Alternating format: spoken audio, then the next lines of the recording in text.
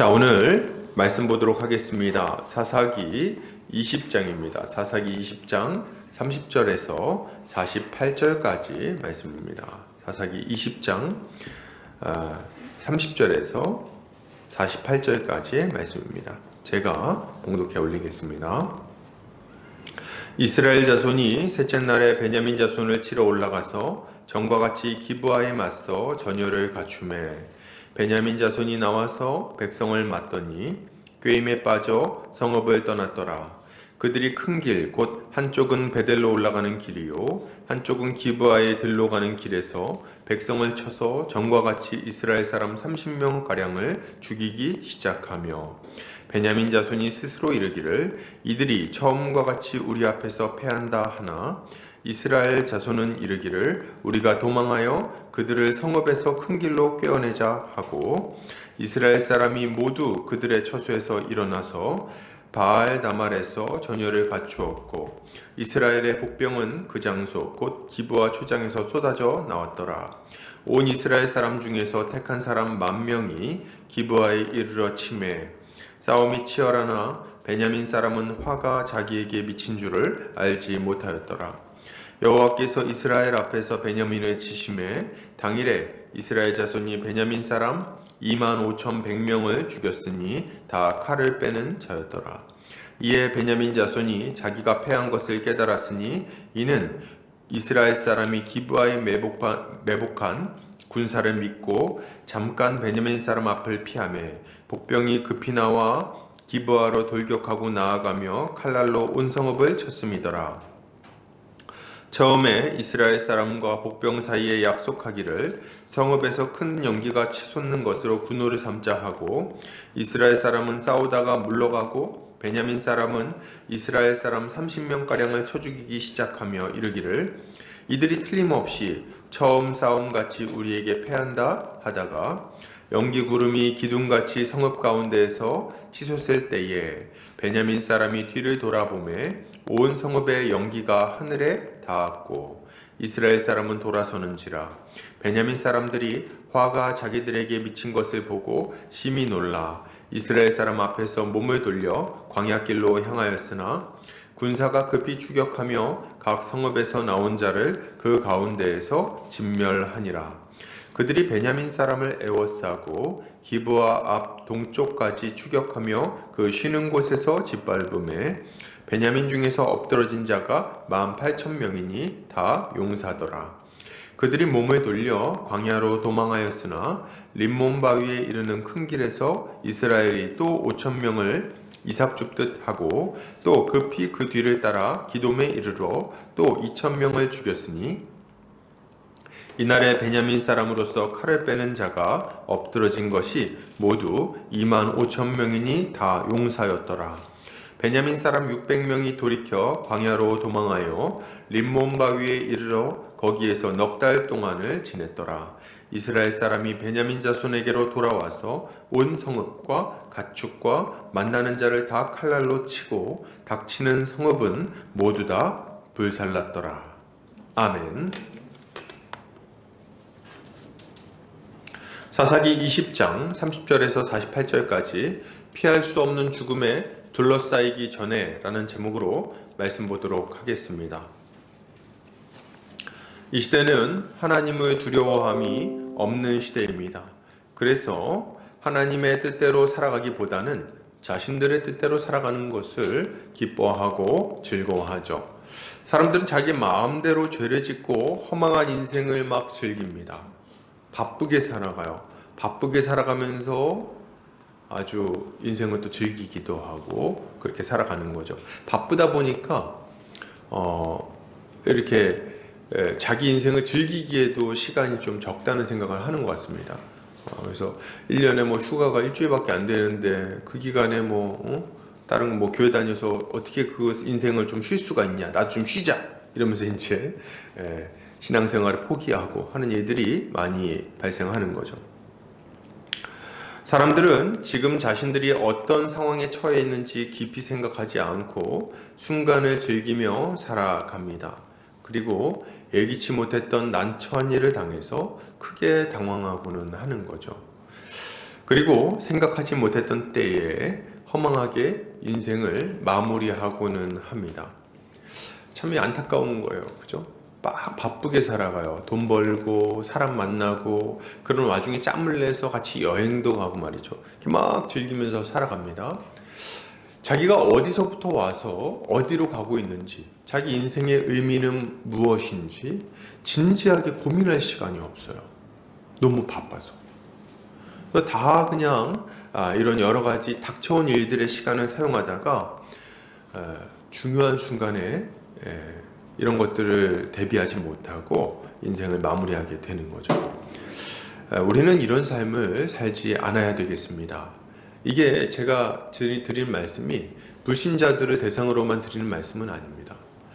믿는 분들도 교회를 다니지만 진지하게 자기 인생에 대해서 고민하지 않다가 어느 순간 갑자기 막 당황하는 일들이 생기는 거예요.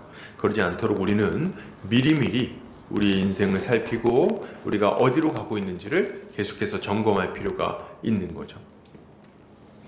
오늘 본문은 셋째 날 전투부터 시작이 됩니다. 앞에 벌어진 두 번의 전투에서 이스라엘 백성들은 베냐민 지파에게 정말 비참하게 패배를 합니다. 두 번에 걸쳐서 이것은 그들이 하나님 앞에 어떤 죄를 범했는지를 알려주는 것인 동시에 그들로 하여금 겸손히 하나님 앞에 죄를 회개하게 만드는 그런 패배였다고 할 수 있습니다. 하나님은 이 두 번의 패배 이후에야 비로소 이스라엘에게 승리를 주시겠다고 약속을 주시는 거예요. 그리고 이것은 이제 이스라엘에게 승리를 주시겠다는 이 약속은 이제 미루어뒀던 베냐민 지파에 대한 하나님의 심판을 시작하시겠다는 말씀이라고 볼 수 있는 거예요. 우리는 오늘 본문을 통해서 자신들의 죄를 회개하지 않고 계속해서 죄 가운데 거하며 교만한 마음으로 패역한 삶을 살아가는 자들에게 어떤 마지막이 기다리고 있는지를 살펴보고 우리가 이 땅에서 어떤 삶을 살아가야 할 것인지에 대해서 같이 생각해 보도록 하겠습니다. 자, 오늘 본문 본격적으로 좀 보겠습니다. 자, 이제 셋째 날이 밝았습니다. 셋째 날이 밝았어요. 이스라엘 자손들은 기브아 주위에 매복을 하고 베냐민 자손을 끌어내려고 합니다. 베냐민 자손은 그들을 보고 성 밖으로 막 뛰어나오죠. 원래 이 전쟁이 벌어지면 싸움은 무조건 성을 끼고 하는 게 유리합니다. 그러겠죠? 성벽 위에서 화살을 쏘는 게 밑에 나와가지고 칼 맞대는 것보다 훨씬 안전하고 유리한 거예요. 그렇죠? 그런데 이 사람들이 막 뛰어나옵니다. 왜 막 뛰어나올까요? 네, 자신이 붙었어요. 자신이 붙었고 또 이길 거라고 생각하고 있는 겁니다. 이스라엘 백성들은 아주 만만하게 봤어요.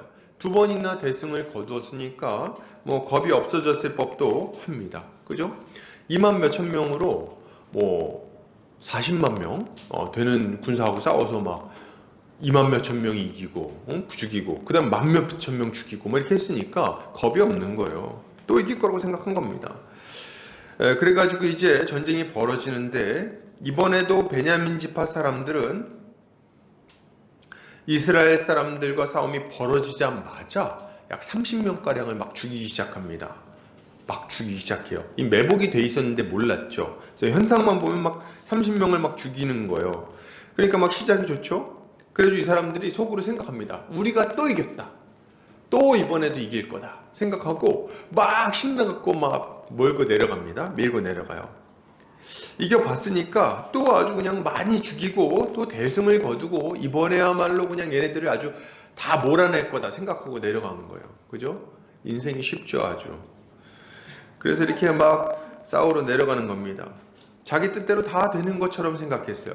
이제까지 이겼던 것처럼 또 이길 거라고 생각했습니다. 지금 이들은 교만한 마음 때문에 하나님의 심판이 그들의 목전에 닥쳐왔음에도 불구하고 그걸 모르고 죽음의 길로 달려내려가고 있는 거예요. 예, 이들은 자신들의 코앞에 죽음이 다가왔는데도 불구하고 전혀 깨닫지 못하고 있는 겁니다. 여러분, 지금 이 베냐민 사람들이 죽을 위기에 빠지게 된 것은 큰 군대를 만나서 그런 게 아닙니다. 그럼 뭡니까? 하나님께서 이들을 치기로 결정하셨음에도 불구하고 그것을 깨닫지 못했기 때문에 죽을 위기에 빠지게 된 거예요. 오늘 본문에 뭐라고 말합니까? 34절 한번 보세요. 같이 읽어볼게요. 시작. 온 이스라엘 사람 중에서 택한 사람 10,000명이 기브아에 이르러 치매 싸움이 치열하나 베냐민 사람은 화가 자기에게 미친 줄을 알지 못하였더라. 몰랐어요.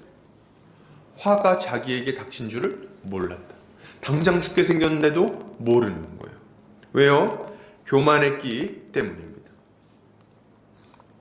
이들은 자신만만했어요. 자신들의 힘과 능력을 믿었습니다. 왜 이렇게 힘과 능력을 믿었습니까? 여기 보면은 이 사람들이 믿었던 무기가 있습니다.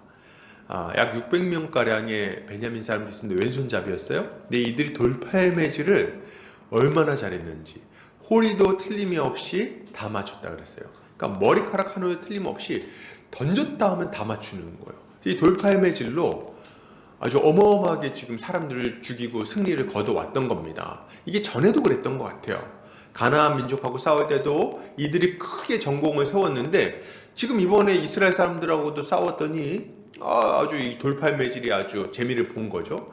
그래가지고 크게 계속 대승을 거두고 있는 겁니다. 그러니까 뭐예요? 이번에도 이 돌팔 매질로 내가 가지고 있는 이 재주로, 이 능력으로, 이 싸움 실력으로 크게 대승을 거둘 거라고 또 생각을 한 거예요. 이들은 하나님을 두려워하지 않았고요. 교만한 마음으로 또 하나님을 대적하고 있는 겁니다. 그 결과가 뭡니까? 이전에는 감히 상상도 못했던 비참한 죽음을 맞이하게 되는 거예요. 여러분, 지금은 다릅니까? 아니요, 저는 지금도 너무 비슷한 것 같아요. 사람들의 인생이. 이게 너무 비슷해서 가끔 성경을 보다 보면 깜짝 놀랍니다. 와, 어쩜 이렇게 사람들의 생각과 마음을 이렇게 예리하게 파악할까? 좀 그런 생각을 좀 할 때가 많아요. 여러분, 사람들은 지금도 하나님을 두려워하지 않습니다. 승승장구하며 교만하게 행하는 자들이 있어요. 이들은 말합니다. 뭐라고 말해요? 야, 하나님 어디 있어? 하나님 어디 있어? 데려와봐. 내 눈앞에 데려와봐. 응? 야, 심판 같은 소리 안 해. 하나님 믿느니 내 주먹을 믿겠다. 이런 얘기를 하는 거예요. 내 주먹을 믿겠다. 이들은 말이죠, 지금까지 아무 일도 없었으니까 앞으로도 아무 일도 없을 거라고 생각합니다. 지금까지 돌팔매질 같은 재주로 승승장구했으니까 앞으로도 이 돌팔매질 같은 자신의 재주로 승승장구할 거라고 생각하는 거예요. 나는 돈이 많으니까, 나는 장사를 잘하니까, 나는 말을 잘하니까, 나는 인맥이 튼튼하니까 이제까지 이걸로 한 번도 뒤로 물러난 적 없어. 다 승리했어. 이제까지 다 잘 풀렸어. 문제 생기면 사람 불러서 해결했고, 문제 생기면 돈 써서 해결했고, 문제 생기면 내 힘으로 다 해결하고 왔어. 다 이제까지 다 헤쳐나왔어. 니들이 뭘 알아? 하나님, 그건 마음 약한 애들이나 쫓아다니는 거야. 바보들아. 이들은 자신들의 재주로 앞으로도 지금까지처럼 승승장구할 것이라고 생각합니다. 그러나 아니요. 그들의 인생 모퉁이에 하나님의 심판이 사자처럼 엎드리고 있는 거예요. 하나님의 칼날이 내리쳐질 때 누가 그것을 막을 수 있겠습니까? 사랑하는 우리 형제자매님들, 이스라엘 사람들은 자신들의 성읍에서 큰 연기가 치솟는 것을 이렇게 보고 나서야 자기들에게 화가 닥쳐왔다는 것을 깨달았어요. 여러분, 참 너무 안타깝게도 이 어리석은 사람들은 정말 하나님의 이름을 망령되이 일컫다가 자기들의 인생에 큰 연기가 나는 것을 볼 때 비로소 두려움에 빠지는 겁니다. 사랑하는 우리 형제자매님들, 도대체 이들은 왜 이렇게 뻔히 죽을 길로 달려가는 걸까요? 예? 지금 그 뻔히 들통나면 죽을 그 죄들을 지으면서도 왜 돌이키지 않고 왜 계속해서 하나님을 대적하며 자기의 그 힘을 믿고 살아가냐는 거예요. 그 이유가 뭘까요? 제가 보면요, 이 사람 마음이 묘하죠. 도박꾼의 심리랑 비슷합니다. 안 망할 거라고 생각하는 거예요. 안 망할 거라고 생각을 합니다. 실제로 그렇게 믿어요. 자기는 이번에도 별일 없이 잘 넘어갈 거라고 기대하고 있는 겁니다. 이제까지 내 이 은밀한 죄에 대해서 한 번도 들통이 안 났으니까 앞으로도 들통 안 날 거야 생각하는 거죠.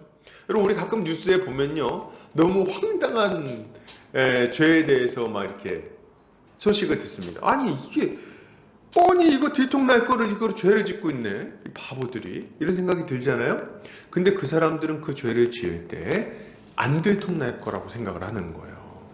그 순간에 이게 들통 날 거라고 생각하면 그 죄를 안 짓습니다. 근데 그 순간 그 상황에 가면요, 안 걸릴 것 같은 거예요. 제가 전에 뉴스 중에 어떤 학생하고 부적절한 관계를 맺었던 이 선생님, 이 뉴스를 봤습니다. 그래가지고 감옥 갔어요. 감옥 갔는데 보면서 제가 뉴스를 보면 너무 황당한 거예요. 아니, 이게 어떻게 안 걸릴 거라고 생각을 해. 뻔히 들통이 나고 가정이 무너지고 자기 인생이 완전히 무너질 거를 너무 눈에 뻔히 보이는데 그걸 그렇게 하고 있는 거예요. 그게 안 들통 날 리가 있습니까? 근데 안 들통 날 거라고 믿는 겁니다. 그리고 그 길을 가는 거예요. 여러분, 우리가 죄를 짓을 때 가만히 보면요, 왜 계속해서 그 죄를 짓는지 아십니까? 안 걸릴 것 같은 거예요. 이번에도 그냥 넘어갈 것 같은 거예요. 그래서 이번만 그러면서 계속 그 죄를 짓게 되는 거죠. 아니, 여러분, 사람을 치고 사기를 치고 도박을 하면 인생이 괴로워질 건 몰랐습니까? 친구 때리면 그것 때문에 두고두고 자기 인생에 발목 잡힐 걸 모릅니까? 그 뻔히 지금 뉴스에 그렇게 많이 나오는데도 안 걸릴 거라고 생각을 하는 거예요. 얼마나 어리석습니까? 여러분, 우리는 기억해야 되겠어요. 사람의 눈은 당장 피할 수 있을지 모르지만 하나님의 눈은 결코 피할 수가 없는 겁니다. 하나님께서 모든 은밀한 것들을 드러내실 때가 있다는 것을 우리는 알아야 돼요. 지금 하나님이 참아주실 때 이게 별일 없을 거라고 생각하면 안 되는 거예요. 하나님이 다 그것을 알고 계시는 겁니다. 여러분, 문제가 생겨도 자신의 힘으로 막고 대처할 수 있다고 생각하는 자들이 있어요. 이 보면은 안 걸릴 거라고 생각해서 죄를 짓는 사람들이 있고, 또 한편으로는 아주 당당하게 죄를 짓는 사람들이 있습니다. 근데 왜 당당하게 죄를 짓는가 봤더니 죄를 지어도 대처할 수가 있다는 거예요. 자기가 막을 수 있다고 생각해요. 그거를 뻔히 그게 너무 이렇게 문제가 생길 건데도 겁이 없습니다. 왜요? 돈이 많으니까. 왜요? 권세가 있으니까. 나 이건 막을 수 있다. 니들이 뭐야? 나 건드릴 수 있어? 내가 막을 수 있어. 이런 생각을 하는 거예요. 근데 말이죠, 이들은 망하게 될 겁니다. 자신들이 망할 것을 상상도 못하고 있는 그들, 그러나 망하게 될 거예요. 바벨탑과 같이 높은 권세를 가진 자들도 한순간에 무너지게 될 겁니다. 한순간에 망하게 될 거예요. 자기 힘을 믿고 하나님 앞에 범죄하는 자들은 하나님의 심판을 피할 수 없을 것입니다. 여러분, 계시록 18장 한번 볼까요? 말씀 볼게요. 계시록 18장 8절에서 10절입니다. 같이 한번 읽어보겠습니다. 자, 시작. 그러므로 하루 동안에 그 재앙들이 이르리니 곧 사망과 애통함과 흉년이라. 그가 또한 불에 살라지리니 그를 심판하시는 주 하나님은 강하신 자이심이라. 그와 함께 음행하고 사치하던 땅의 왕, 그가 불타는 연기를 보고 위하여 울고 가슴을 치며 그의 고통을 무서워하여 멀리 서서 이르되 화이또다 화이또다 큰 성 견고한 성 한 시간에 내 심판이 이르렀다 하리로다. 아멘. 여러분, 여기 요한계시록에 나오는 큰 성 바벨론은요, 이 세대의 큰 권세자들, 이 세대의 강대한 백성들을 말합니다.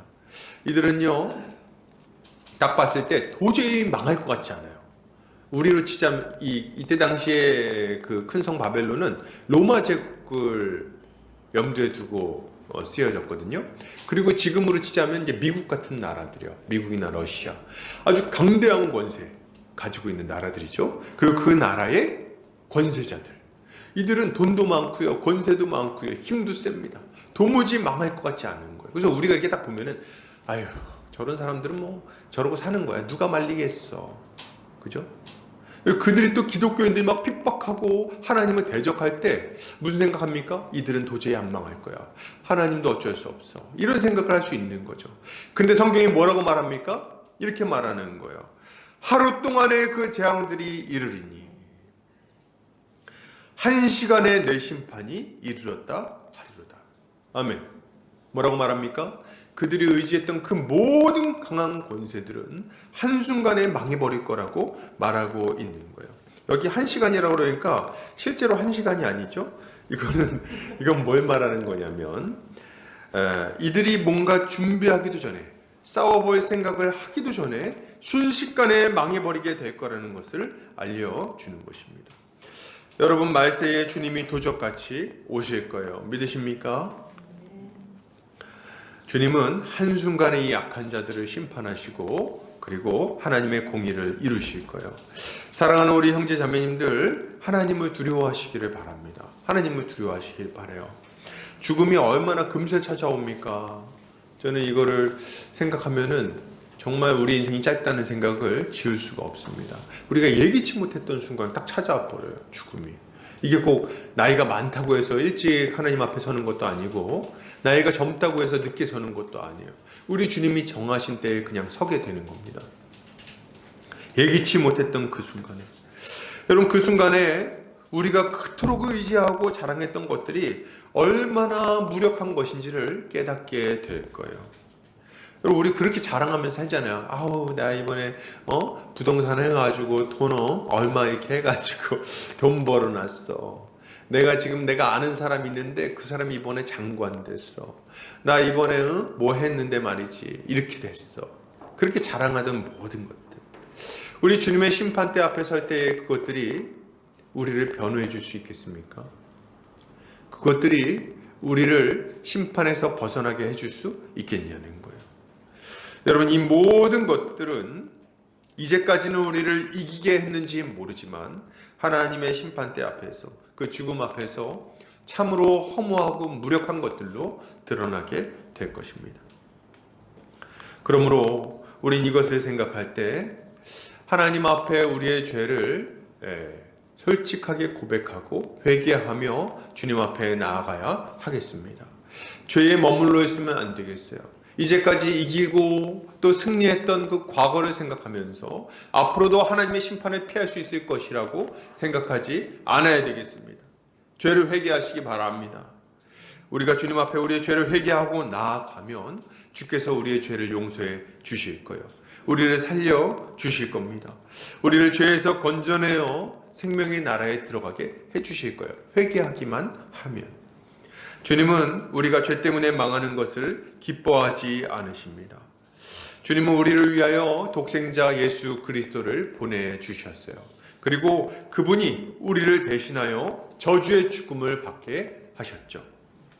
그래서 우리 주님은 우리를 위하여 이 저주의 죽음을 죽으심으로 하나님의 진노를 대신 감당하셨습니다. 만약 우리가 예수를 믿기만 하면 우리 앞에 닥쳐온 이 모든 하나님의 심판을 피할 수 있을 거예요. 하나님의 그 두려운 심판을 피하여 하나님의 사랑의 나라에 들어가게 해주실 겁니다. 그가 우리의 죄를 짊어지시고 우리를 대신하여 형벌을 받으셨다는 것을 믿음으로 받아들이기만 하면 하나님은 기꺼이 우리의 모든 죄를 씻어 주실 거예요. 그리고 우리를 향한 하나님의 진노를 돌이켜서 우리를 죽음에서 건져내어 주실 것입니다. 사랑하는 우리 형제님들, 이 일을 뒤로 미루지 않으시기를 바랍니다. 내일은 우리의 것이 아닙니다. 어떤 분들이 이런 생각해요. 아유, 지금은 내가 믿음도 없고, 내가 지금은 뭐 할 일도 많고, 내가 나중에 예수님 잘 믿을게요. 아니요, 내일은 없어요, 여러분. 옛날에 가수들이 모여서 노래를 불렀습니다. 내일은 늦으리. 혹시 아시나요? 내일은 늦으리. 이건 환경보호 노래였는데 여러분, 그 환경보호가 문제가 아니고, 여러분, 하나님의 심판을 뒤로 하나님의 심판에서 피할 길을 얻었는데 이거 뒤로 미루는 거는요, 어리석은 일이에요. 내일은 늦습니다. 내일은 우리에게 주어져 있지 않아요. 여러분, 가끔 군대에 이렇게 있다 보면요, 위에서 이렇게 공문이 내려옵니다. 사고 사례가 내려와요. 조심하라고. 근데 거기 제가 저번에 한번 봤더니, 제가 군대 있을 때 봤던 것 중에 인상 깊었던 게, 말년 병장이 전역하기 일주일 전에 새벽에 일어나가지고, 이제 전역을 하기 전에 새벽에 일어나가지고 햄버거 빵을 먹은 거예요. 이렇게 쟁여놨던 햄버거 빵을 꺼내서 먹다가 목이 메어서 죽었어요. 얼마나 허망합니까? 세상에. 심지어는 어떤 사람은 방송에서 떡 먹다가 죽기도 하죠. 이거 누가 상상이나 했겠습니까? 여러분, 내일은 우리에게 허락되어 있지 않습니다. 뒤로 미루지 않으시길 바랍니다. 하나님께서 지금 기회를 주셨을 때 주님께 나아가서 은혜를 구해야 되는 거예요. 고린도후서 6장 2절 같이 읽겠습니다. 자, 시작. 이르시되 내가 은혜 베풀 때에 너에게 듣고 구원의 날에 너를 도왔다 하셨으니 보라, 지금은 은혜 받을 만한 때요, 보라, 지금은 구원의 날이로다. 아멘. 이걸 믿고 주님께 나아가는 성도님들 되시기를 주의 이름으로 축복합니다. 계속해서 보겠습니다. 성읍에서 연기가 올라오자 베냐민 사람들이 이제야 크게 놀랍니다. 우와, 큰일 났구나. 그래가지고 갈팡질팡하죠. 이들은 이 죽음의 위기를 어떻게든 피해보고자 광야길로 막 도망을 갑니다. 야, 이 참 너무 비참해요. 아마 다른 성읍을 찾아가지고 거기로 이제 도망가려고 했던 것 같아요. 근데 안 됩니다. 각 성읍에서 나온 자들이 그들을 둘러싸고 크게 도륙하기 시작해요. 그러니까 성읍으로 피하려고 했는데 거기서 막 또 군사가 또 뛰어나오는 거예요. 그래서 이제 피할 데가 없죠. 또 도망가야 돼. 막 와가지고 막 사람을 죽이는데 어마어마하게 죽입니다. 이걸 떨쳐내고 막 도망가려고 악정고투하면서 막 길을 뚫습니다. 근데 이스라엘 군대가 안 놔줘요. 끈질기게 이 독이 올랐죠. 4만 명이 죽었거든요. 이제 얄짤 없는 거예요. 너네는 다 죽었어. 막 쫓아가면서 죽입니다. 그래가지고 추격하면서 죽이는데 이들이 이제 한번 떨쳐내요. 그래서 아유, 이제 살았다, 잠깐 쉬자 하는데 그 자리에 막 또 덮칩니다. 그래가지고 짓밟으면서 막 죽이는데 몇 명이 죽어요? 44절 같이 읽어볼까요? 자, 시작. 베냐민 중에서 엎드러진 자가 18,000명이니 다 용사더라. 이 사람들이 2만 몇 명이에요. 얼마 안 돼. 26,000명 정도가 됩니다. 근데 26,000명 중에 18,000명이 죽은 거예요. 아, 이거는 뭐 거의 괴멸되는 겁니다. 그렇게 많이 죽었어요. 이것도 지금 베냐민 성에 이제 숨은 사람들은 이제 치지도 않은 거죠. 더 끔찍한 거는 그들이 크게 두려워하면서 도망간 곳이 광야 한가운데라는 거예요. 이게 무슨 말이냐면 길로는 도망갈 수가 없어요. 길로 가면은 다 매복하고 있고 막 쫓아서 죽이니까 길로는 가서는 살 수가 없는 거예요. 그래서 어디로 가냐면 광야길로 딱 틀거든요. 광야길로 막 나갑니다. 근데 광야가 어디입니까? 광야에는 뭐가 없어요? 물이 없어요. 광야에는 뭐가 없습니까? 먹을 게 없어요. 광야에는 뭐 이렇게 따뜻한 집도 없고요. 피할 만한 곳이 전혀 없습니다. 그냥 그 길은 고생길이에요. 가면은 너무 고통스러운 그 시간이 기다리고 있는 겁니다. 그 길로 막 도망가요. 당장 죽기 싫으니까. 이들이 막 도무지 제기할 수 없는 곳으로, 당장 죽지 않을지는 모르지만 제기할 수 없는 곳으로, 소망이 전혀 없는 곳으로 계속해서 몰려가고 있는 거예요. 여러분, 이것은요, 이 사람들이 처해 있는 상황이 얼마나 절망적이고 끔찍한 것인지를 보여주는 겁니다. 근데 이제 거기로 도망갔는데 그것도 끝이 아니에요. 이스라엘 사람들도 정말 악랄하게 쫓아옵니다. 그래서 그들을 계속 죽이는 거예요. 림몬 바위에 이르는 큰 길에서 5,000명을 죽이고 급하게 따라붙어서 기돔에 이르러 또 2,000명을 죽입니다. 이게 성경에서 보면은 이렇게 연이어서 어떤 죽였다, 그리고 또 쫓아가서 또 죽였다, 이렇게 나오는 본문이 있어요. 이거는 어떤 장면을 묘사하려고 하는 거냐면, 전쟁이 벌어져가지고 막 죽으니까 사람들이 막 무기 던져놓고 막 도망가는 거예요. 도망가는데 안 놔준 거예요. 얘들이 막 도망가니까 쫓아가서 또 쳐서 팍 죽이고, 또 쫓아가서 막 짓밟아서 죽이고, 이런 장면을 묘사할 때 쉼표 없이 계속 붙여서 이걸 묘사를 합니다. 지금 그런 상황이고, 그러니까 이스라엘 백성들은 숨이 턱까지 찼는데도 막 그냥 피칠갑을 하고 먼지 투배기가 돼가지고 막 뒹굴면서 도망가고 있는 거죠. 간신히 살아남은 사람 몇 명입니까? 600명. 26,000명 중에 몇 명 남았다고요? 600명. 근데 이게 여러분 보세요. 여자가 없거든요. 뒤에 보면은 이게 무슨 말이냐면 성읍에 남아있는 사람들을 다 죽였어요. 그걸 치면은요, 베냐민 지파 사람 상상이 되십니까? 몇십만 명이 있었어요. 다 하면. 근데 그 중에 600명 남고 다 죽은 거예요. 거의 완전 망했다고 봐야 돼요. 나중에 그 이스라엘 왕 중에 사울 왕이 나오죠. 사울 왕이 가장 작은 지파 중에 가장 작은 가문 중에 하나다, 자기 이렇게 말하거든요. 실제로 그런 거예요. 실제로 다른 지파는 뭐 몇만 명 이런 데서 사람이 나오는데 여긴 600명. 거의 명맥만 유지하고 있는 상황이 된 거죠. 사랑하는 우리 형제자매님들, 우린 이걸 통해서 하나님의 심판이 얼마나 철저한가를 보고 좀 두려운 마음을 가져야 되겠어요. 여러분, 하나님을 두려워하시기 바랍니다. 하나님을 무서워할 수 있어야 돼요. 이게 지혜로운 겁니다. 이들은 하나님의 심판을 피해가지고 도망가려고 그랬어요. 근데 그 시도가 실패해버립니다. 이들의 도주는 이들의 고통을 점점 더 크게 만드는 길이었어요. 얼마나 두려웠을까요? 얼마나 고통스러웠을까요? 여러분, 살아남은 600명은 제정신으로 살 수 있었을까요? 바위 틈에 숨어가지고 계속 그냥 끙끙거리면서 밤중에 막 깨겠죠. 이렇게 하면서 막 일어나고 하겠죠. 그 주변에 있는 사람들이 막 죽어나가는 걸 계속 봤을 거 아니에요. 잠도 제대로 못 잤을 겁니다. 평생 극심한 두려움에 고통받았을 거예요. 여러분, 지금도 마찬가지입니다. 하나님의 심판은 결코 피할 수가 없어요. 회개하지 않고 완악하게 도망가는 자들은 계속해서 고통당하게 되는 거예요. 그리고 그 끝에 영원한 멸망을 맞이하게 되는 거죠. 사랑하는 우리 형제자매님들, 제가 이런 생각을 해봐요. 우리는 이런 생각할 수 있습니다. 내가 죽은 다음에 심판받을 거다, 이런 생각을 해요. 근데 그렇지가 않아요. 우리가 하나님을 대적하고 죄 가운데 거하잖아요. 그럼 인생 가운데 계속해서 고생이 찾아옵니다. 계속 고생스러워요. 계속 고통이 찾아와요. 일이 안 풀립니다. 문제가 생겨요. 가정에 어려움이 생기고 내 인생의 진로가 막히게 되고 계속해서 넘어지는 일들이 생기는 거예요. 벗어나 보려고 애를 쓰는데 잘 벗어나지지가 않아요. 왜요? 하나님은 대적해서 죄 가운데 거하는데 해결되지 않는 거예요, 문제가. 여러분, 이들은 하나님 앞에 더디 회개하기 때문에 고통을 더 크게 키웁니다. 고집을 피워요, 어리석게도. 제가 보면 하나님 앞에 엎드려서 회개하기보다는 다시 한번 재기할 기회를 노리는 겁니다. 베냐민처럼 계속 도망다니는 거예요. 속으로 생각하는 게 이런 거예요.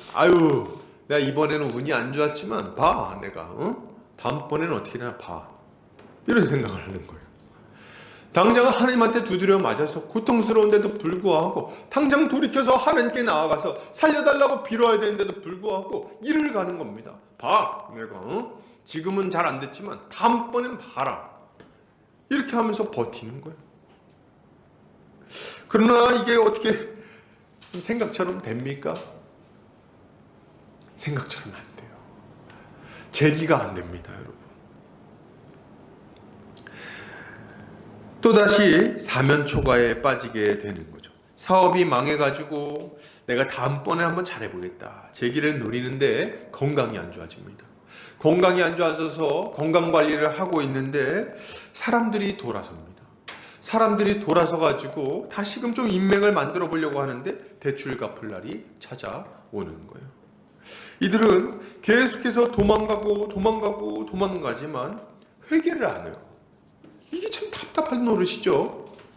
당장 죄에서 돌이켜서 하나님을 의지하고 주님의 말씀대로 삶의 규모를 잡아나가야 되는데도 불구하고 안 하는 거예요. 왜요? 거기에 답이 없다고 생각하는 거예요. 늦었다고 생각하거나 어리석은 거죠. 당연한 말이지만 회개하지 않으니 끊임없는 고통이 계속해서 그들의 인생에 찾아오게 되는 겁니다. 여러분, 이것은 참 어리석은 일입니다. 어리석게도 하나님의 심판을 피할 수 있다고 생각하는 거예요. 하나님의 심판에 피해서 재기할 수 있다고 생각하는 겁니다. 하나님 없이도 인생이 회복될 수 있다고 생각하는 거예요. 그러나 안 됩니다, 여러분. 죄 가운데 거하면서 회복할 수 없는 거예요. 여러분, 이거는 스스로를 속이는 거예요. 여러분, 스스로 속이지 않으시길 바랍니다. 딱 보면 모릅니까? 안 되는 거? 쨍하고 해 뜰 날 있을 거라고요? 없어요. 송대관 씨가 잘못했어요. 잘못 생각했지. 쨍하고 해 뜰 날? 아니요, 없어요. 기회는 지나갑니다. 다음에는 대박 날 거라고요? 로또 사면서 이번에는 뭔가 좋은 거 있겠지. 아니, 없습니다. 기껏 대봐야 10만 원짜리 되는 거죠. 우리는 점점 더 나이 들게 될 거예요. 그렇죠. 젊은 날에는 생각했죠. 내가 조금 더 힘쓰면 되겠지. 근데 어느 순간 보니까 나이가 벌써 70인 것을. 우리의 열정은 점점 더 사그라들게 될 것이고 우리의 건강은 점점 더 안 좋아질 것입니다. 우리의 상황도 점점 더 안 좋아질 거예요. 왜요? 하나님이 우리를 돕지 않으실 것이기 때문입니다. 우리의 상황도 그분이 외면하시는데 무엇을 할 수 있겠어요? 더 나은 미래를 꿈꾸지만 그것은 헛된 바람에 불과합니다. 하나님을 떠난 곳에는 뭐가 기다리고 있습니까? 광야 같은 인생, 먹을 것도 없고 물도 없는 비참한 인생이 기다리고 있는 거죠. 그래서 우리 주님이 우리한테 말씀하세요. 뭐라고 말씀하십니까? 이사야서 1장 4절에서 6절 한번 같이 읽겠습니다. 같이 읽겠습니다. 시작. 슬프다 범죄한 나라요 허물진 백성이요 행악의 종자요 행위가 부패한 자식이로다. 그들이 여호와를 버리며 이스라엘의 거룩한 일을 만우리 여겨 멀리하고 물러갔도다. 너희가 어찌하여 매를 더 맞으려고 패역을 거듭하느냐. 온 머리는 병들었고 온 마음은 피곤하였으며 발바닥에서 머리까지 성한 곳이 없이 상한 것과 터진 것과 새로 맞은 흔적뿐이거늘 그것을 짜며 싸매며 기름으로 부드럽게 함을 받지 못하였도다. 아멘. 참 안타깝지 않습니까? 하나님이 우리 인생에 기회를 주셨어요. 살려주겠다고, 회복시켜주겠다고, 다시금 일으켜주겠다고, 복된 삶을 살게 해주겠다고, 한번 크게 웃으면서 살 수 있게 해주겠다고 약속하셨습니다. 왜 그것을 믿지 않고 죄에서 돌이키지 않냐는 거죠. 왜 고집 피우냐는 거예요. 이제까지 돈 벌려고 그렇게 아등바등하면서 살았으면 그래서 안 됐잖아요. 실패했잖아요. 사람 붙들고 사람 의지해가지고 사람 좋아하면서 살았는데 안 됐잖아요. 이제까지 계속 실망만 하고 배신당하고 말이죠. 나중에 욕하고 그 자식 때문에 내 인생이 이렇게 됐어. 이제까지 그러고 살지 않았습니까? 근데 왜 또 그 길로 가냔 말이야. 하나님께서 약속하셨지 않습니까? 나에게로 돌아와라. 나에게로 돌아와라. 사람에게서는 얻을 수 없는 평안을 줄 것이다. 여러분 바보같이 이제까지 실패한 길을 또 가지 않으시기를 바랍니다. 거긴 광야길이에요. 거기는 물이 없고 먹을 게 없습니다. 이제 거기서 돌이켜서 우리 아버지 하나님께로 돌이켜야 하는 거죠. 우리가 주님께 회개하기만 하면 우리 주님은 우리를 회복시켜 주실 거예요. 회개하는 자들에게 상처를 싸매어 주시고 그 상처에 기름을 발라 주실 겁니다. 그분은 결코 우리를 모른다고 하지 않으실 거예요. 우리 주님이 약속하시죠. 이사야 44장 21절에서 22절 같이 읽겠습니다. 자, 시작. 야곱아 이스라엘아 이 일을 기억하라. 너는 내 종이니라. 내가 너를 지었으니 너는 내 종이니라. 이스라엘아 너는 나에게 잊혀지지 아니하리라. 내가 내 허물을 빽빽한 구름같이 내 죄를 안개같이 없이 하였으니 너는 내게로 돌아오라. 내가 너를 구속하였음이니라. 아멘. 여러분 이거를 믿어야 되겠어요. 우리 주님이 뭐라고 말씀하십니까? 네가 내 종이야. 내가 너를 창조했어. 내가 너를 사랑해서 불렀지 않니? 그러니 나한테로 돌아와라. 돌아와라. 내가 너의 그 모든 허물, 너의 모든 죄악, 너를 고통스럽게 만들던 모든 것들 내가 깨끗하게 해결해서 너를 온전케 만들어주마. 이것을 믿고 주님께 나아가야 하는 것입니다. 여러분 우리가 회개하면 먼저 주님은 우리의 죄를 깨끗하게 씻어주실 것입니다. 이걸 믿으셔야 돼요.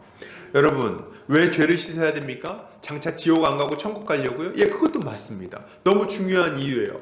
우리가 가장 먼저 예수 그리스도를 의지하는 이유입니다. 그러나 그게 다는 아니에요. 여러분, 죄는요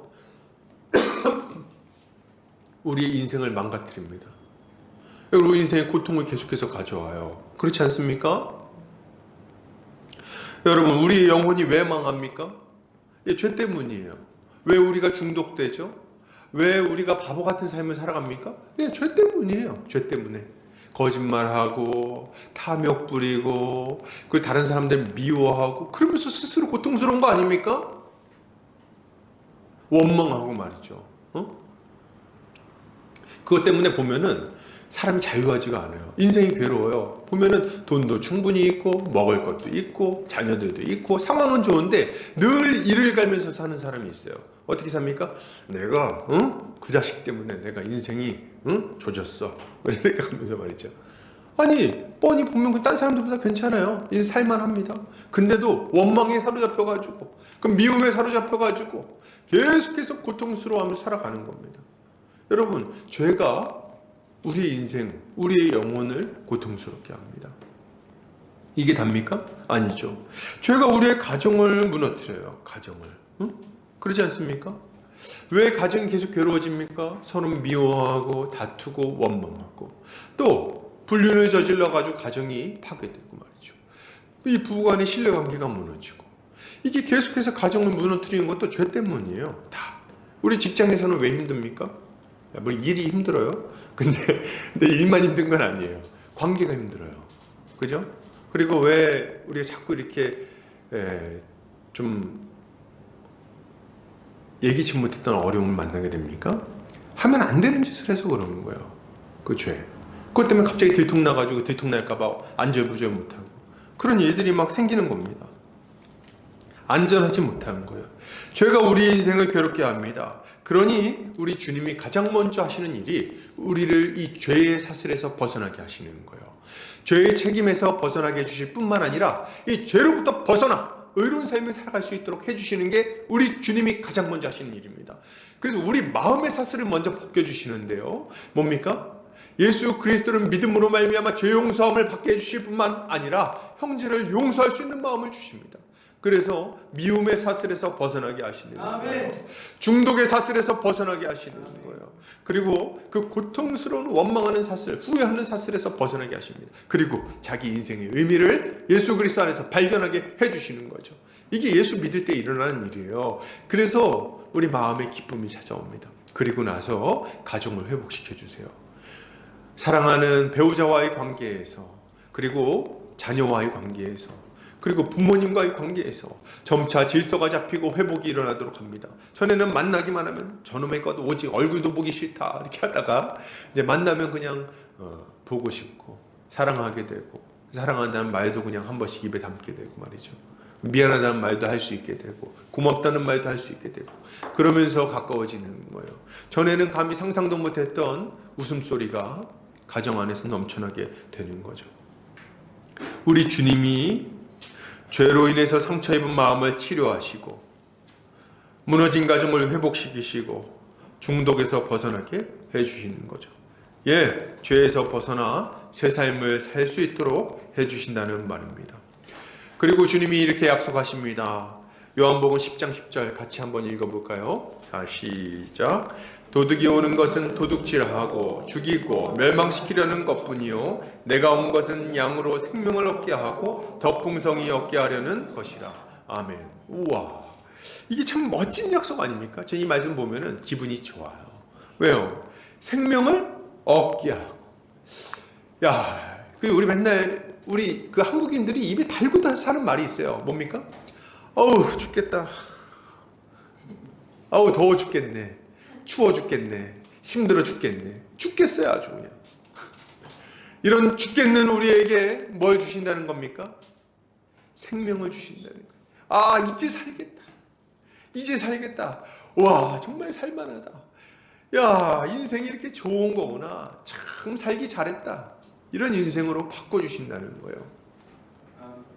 그럼 이전에 그 죽을 것 같은 인생, 죽은 것 같은 인생에서 벗어나게 될 겁니다. 기쁨이 있고 만족이 있고 보람이 있게 될 거예요. 고통스럽고 허무한 인생에서 비로소 벗어나게 되는 거죠. 그리고 더 풍성하게 그 생명을 누리게 해주시는 거예요. 예수님 믿으면요, 막 행복해지거든요, 사람이. 근데 점점 신앙생활을 해나가면 해나갈수록 더 풍성해집니다. 이게 너무 기쁜 거예요. 얼마나 감사합니까?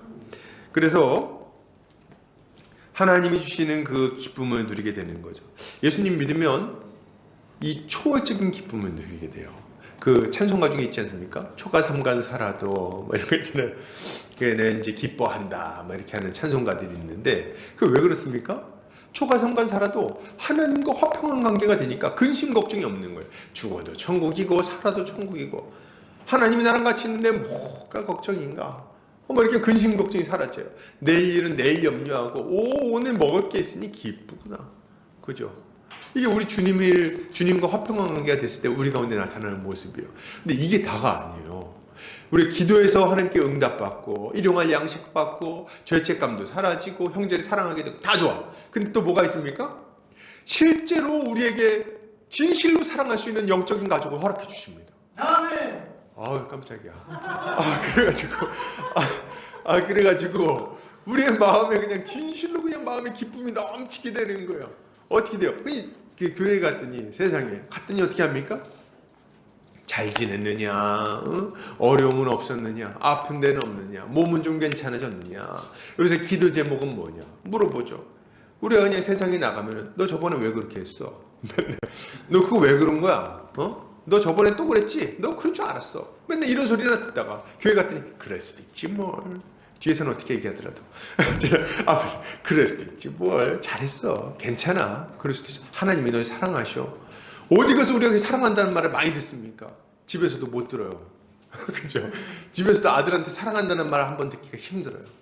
사랑한다고 얘기 좀 해달라고. 내가 널 사랑한다. 나도 그냥 이렇게 하고 넘어가요. 좀 나도 사랑해 이렇게 해주면 얼마나 좋습니까? 잘 안 해요. 근데 교회에서는 얼마나 많이 합니까? 사랑합니다. 하나님이 형제님을 아끼십니다. 그죠? 그리고 뭐 이렇게 어려운 일만 있으면 다들 진심으로 걱정해주고 기도해주고 말이죠. 누가 우리를 위해서 그렇게 내가 뭐라고 말이죠. 나 같은 사람 뭐라고 한 것도 별로 없고 그런데 그냥 그렇게 아껴가지고 기도해주고 울어주고 공감해주고 말이죠. 우리는 새로운 가족, 영적 가족들과 함께 참된 사랑을 나누면서 하나님 안에 있는 그 사랑과 생명을 점점 더 풍성하게 누리게 됩니다. 이게 재밌는 거는 지금 상태가 끝이 아닌 게 너무 재밌는 거예요. 왜냐하면 각자 믿음이 자라나면 자라날수록 우리 교회 전체가 성장하면 성장할수록 이 사랑이 커집니다. 더 깊이 사랑하게 되고 더 아끼게 되고 더 지혜롭게 섬기게 되고 그래가지고 인생이 풍요로워져요. 점점 더 풍성해지고 풍요로워지는 거예요. 이것이야말로 회개하고 주께로 돌이키는 자들이 누리게 될 그 하늘의 초월적인 복이라고 할 수 있는 것입니다. 예수께 돌이켜서 주님께 우리의 인생을 다시금 의탁하게 되면 우리는 광야 같은 인생에서 벗어나 생명 누리는 삶을 살아가게 될 것입니다. 이런 삶을 살아가는 성도님들 되시기를 주의 이름으로 축복합니다. 마지막으로 보겠습니다. 이스라엘 사람들은 베냐민의 군대를 완전히 괴멸시켜버려요. 이제 600명 바위 틈에서 막 벌벌 떨고 있죠. 그리고 이후에 베냐민 지파의 성읍으로 이 사람들이 이제 의기양양해가지고 돌아옵니다. 그래가지고 무슨 일을 하시는지 아십니까? 온 성읍과 가축과 만나는 자를 다 칼날로 치고 닥치는 대로 성읍들을 모두 다 불살라버립니다. 완전히 끝장내버리는 거예요. 완전히 초토화시켜버렸어요. 베냐민 지파가 거주하던 그들의 근거지는 완전히 사라져버리고 맙니다. 그들이 쌓아 올렸던 성과 집과 농과 밭이 모두 불타버렸어요. 그들이 쌓아 올렸던 문화와 그들의 기술력이 다 사라져버렸습니다. 그리고 그들의 모든 것인 가족과 자녀들까지도 다 죽임을 당하고 마는 거예요. 이것은 이들의 인생이 얼마나 철저하게 부정당하는지를 보여주는 겁니다. 이들은 없었던 자처럼 돼버립니다. 없었던 자처럼 돼버려요. 그냥 허무한 인생, 그 노력했던 모든 것이 하나도 남지 않는 허무한 인생이 되어버리는 것입니다. 이것은 하나님을 대적한 인생이 얼마나 비참하고 허무하게 끝나버리는지를 보여주고 있는 거예요. 여러분, 이것을 보면서 두려운 마음을 가지시기를 바랍니다. 여러분, 사람들이 다 꿈이 있습니다. 그죠? 다 꿈이 있어요. 다 목표한 바가 있고 이 땅에서 이름을 남기고 싶어 합니다. 그렇죠? 나 한번 이 땅 왔다 갔다는 좀 흔적을 남기고 싶다. 호랑이는 죽어서 가죽을 남기고, 사람은 죽으면 뭘 남깁니까? 예전에 저희 아버지가 외상값을 남긴다 그랬었는데 그렇지 않죠. 호랑이는 죽어서 가죽을 남기고, 사람은 죽어서 이름을 남기죠. 근데 이제 여러분, 근데 이렇게 하는 이유가 있어요. 사람들은 다 누구나 꿈과 이상이 있어요. 그걸 이루어지길 바래요. 자기 인생의 가치를 찾고 싶고 뭔가 의미 있는 일을 하고 싶어 하는 겁니다. 후세에 무엇인가를 남기고, 뭐 자녀든 아니면 그냥 사람들 앞에 이름을 남기는 것이든 뭔가를 좀 남기기를 바래요. 그걸 통해서 영원으로 이어지기를 바라는 겁니다. 자기 인생이 그냥 허무하게 끝나는 걸 바라는 사람은 아무도 없어요. 다 뭔가 남기고 싶어 합니다.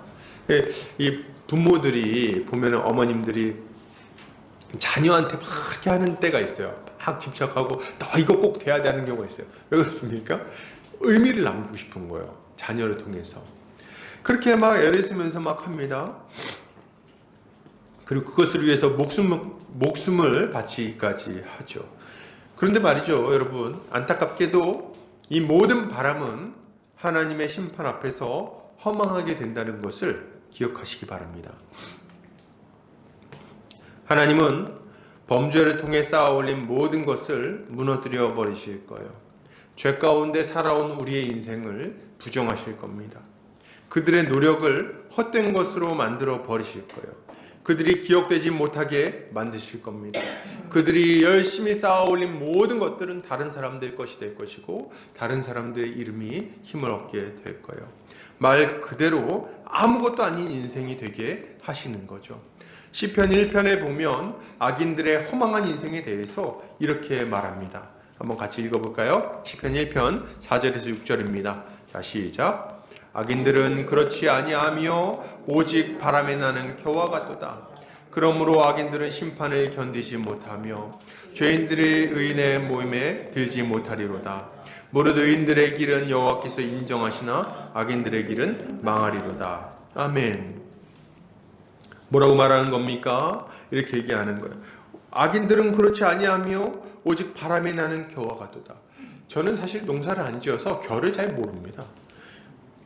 그냥 이렇게 나와 있는 걸 보기만 했어요. 근데 겨가 보니까 키질 할 때 이렇게 키질을 하면은 겨가 날아간다 그러더라고요. 바람에 무겁지가 않고 가벼워가지고. 그런 것처럼 겨는 이렇게 이 무게감이 없는 거예요. 바람이 한번 불면은 확 날아가서 사라져 버리는 거죠. 그리고 이게 얼마나 허무합니까? 악인들의 인생이 이거랑 똑같아요. 돈 많이 벌고, 성공하고, 사람들한테 인정받고, 높은 자리에 올라가서 세도를 부리고, 근데 말이죠, 죽고 나면 아무것도 안 돼요. 그냥 허무해. 하나님이 그걸 보시고 아무 무게가 없다고 말씀하시는 거예요. 솔로몬의 말 맞다나 헛되고 헛되니 모든 것이 헛되다. 이것이 그들의 인생이죠. 그들은 수에 칠 가치가 없습니다. 왜요? 잠시 있다가 사라지는 안개에 불과하기 때문이죠. 꿈을 꾼 사람이 깨고 난 이후에 꿈을 잊어버리듯이 그들의 인생은 잊혀져서 사라져 버릴 겁니다. 바벨탑을 세웠던 위대한 자들, 그때 당시에 가장 위대한 자들 아닙니까? 그죠? 가장 기술력이 있고, 가장 힘이 있고, 가장 돈이 많던 이 바벨탑 쌓았던 사람들, 그 사람들이 목표를 했던 게 뭔지 아세요? 우리의 이름을 내자. 이게 이 사람들의 목표였어요. 모든 사람들이 우리 이름을, 오고 오는 모든 세대가 우리 이름을 기억하게 하자. 근데 한 사람인들 그 이름을 남긴 사람이 있습니까? 없어요. 허무하게 끝나버리고 말았죠. 여러분, 우리의 인생이 진정으로 가치 있는 인생이 되기를 바란다면 하나님을 만나야 되겠습니다. 그리고 하나님 안에서 우리의 인생을 다시 발견해야 되겠어요. 그렇게 할 때 비로소 우리의 인생이 의미 있고 가치 있고 무게 있는 인생이 되는 것입니다. 전도서 12장 1절에서 2절 같이 한번 읽어보겠습니다. 자, 시작. 너는 청년의 때에 너의 창조주를 기억하라. 곧 공부한 날이 이르기 전에, 나는 아무 낙이 없다고 할 해들이 가깝기 전에, 해와 빛과 달과 별들이 어둡기 전에, 비 뒤에 구름이 다시 일어나기 전에 그리하라. 아멘. 전도서는 우리가 잘 알다시피 인생의 허무함을 노래하는 성경입니다. 우리 인생이 많이 먹고 잔치를 벌이고 밭을 많이 만들고 유익하게 하고 이런 여러 가지 일들은 내가 다 해봤지만 허무하다, 헛되다. 이게 솔로몬의 결론이었어요. 근데 그 마지막에 12장 이 전도서 마지막 말미에 뭐라고 말합니까? 너는 청년의 때에, 네가 아직 젊은 그날에 너의 창조주를 기억해라. 이렇게 하면 비로소 너의 인생이 무의미한 인생이 아니라 가치 있고 의미 있는 인생이 될 것이다 말씀하시는 거예요. 사랑하는 우리 형제님들, 바벨탑을 세웠던 자들은 아무도 영광스러운 이름을 남기지 못했습니다. 그러나 하나님을 만났던 저 메소포타미아의 필부 아브라함은 오고 오는 모든 세대에 자기 이름을 남겼어요. 여러분, 우리 이름도 마찬가지일 겁니다. 우리가 우리 주님을 따라서 우리 주님의 뜻 가운데 열매 맺는 삶을 살기만 한다면 우리 주님은 우리의 이름을 저 하늘의 별과 같이 빛나게 해주실 거예요. 그리고 오고 오는 모든 세대 가운데 우리의 이름이 기억되게 하실 것입니다. 이것을 믿고 주님께 나아가는 우리 성도님들 되시기를 주의 이름으로 축복합니다. 결론을 드립니다. 하나님을 두려워하시기 바랍니다. 하나님은 우리를 심판하실 힘이 있으십니다. 다만 오래 참고 계신 거예요. 크고 공의로우신 하나님의 위엄 앞에 겸손히 엎드리시기를 바랍니다. 우리가 우리의 죄를 고백하고 주의 은혜를 구할 때에 우린 영원한 심판을 피할 뿐만 아니라 이 땅에서도 생명을 얻고 더 풍성히 누리는 삶을 살게 될 것입니다. 그리고 우리의 인생은 오고 오는 모든 세대 가운데 의미 있는 인생으로 남게 될 거예요. 이걸 믿고 주님께 나아가는 우리 성도님들 되시기를 주의 이름으로 축복합니다. 아멘. 기도하겠습니다.